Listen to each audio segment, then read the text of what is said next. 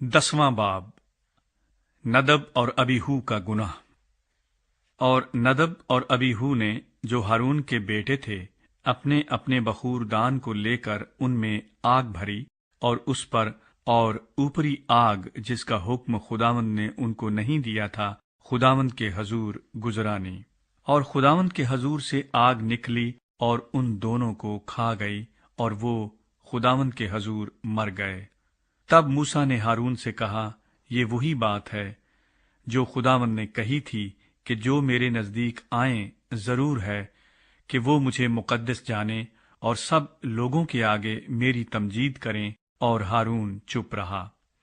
फिर मूसा ने मीसाएल और अल सफन को, जो हारून के चचा उजीएल के बेटे थे, बुलाकर उनसे कहा, नजदीक आओ और अपने भाइयों को मकदस के सामने से उठाकर लश्करगाह के बाहर ले जाओ।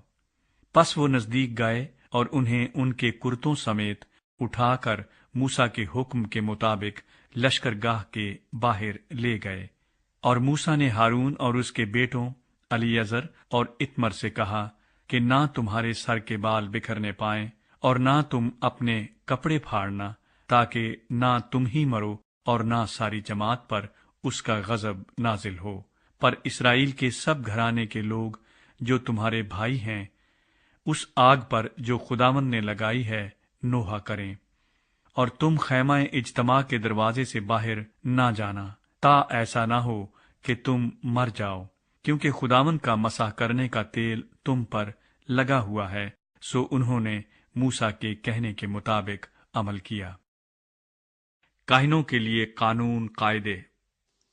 और खुदावंद ने हारून से कहा कि तू या तेरे बेटे, मैं या शराब पीकर कभी खैमा इज्तिमा के अंदर दाखिल न होना, ताकि तुम मर न जाओ।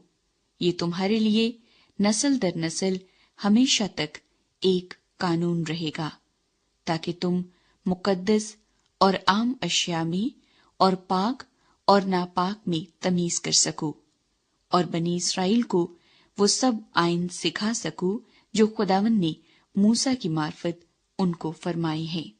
फिर मूसा ने हारून और उसके बेटों अलीअजर और इत्मर से, जो बाकी रह गए थे, कहा कि खुदावंद की आतशीन कुर्बानियों में से जो नजर की कुर्बानी बच रही है उसे ले लो और बगैर खमीर के उसको मज़बे के पास खाओ, क्योंकि ये निहायत मुकद्दस है। और तुम उसे किसी पाक जगह में खाना, इसलिए कि खुदावंद की आतशीन कुर्बानियों में से तेरा और तेरे बेटों का ये हक है, क्योंकि मुझे ऐसा ही हुक्म मिला है।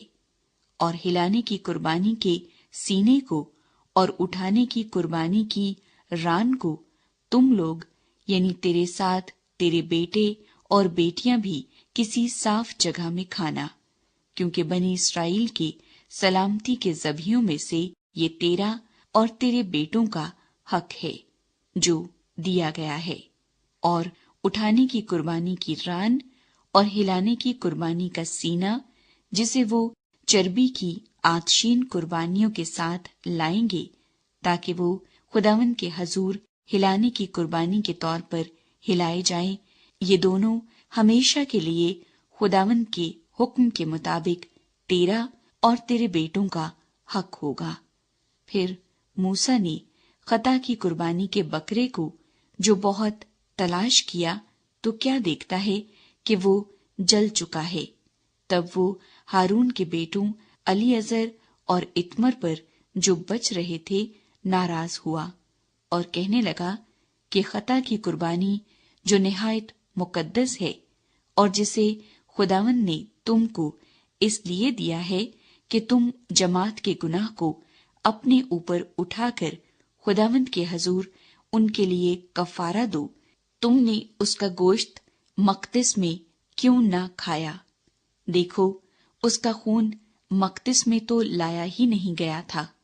बस तुमको लाजिम था कि मेरे हुक्म के मुताबिक तुम उसे मकदिस में खा लेते।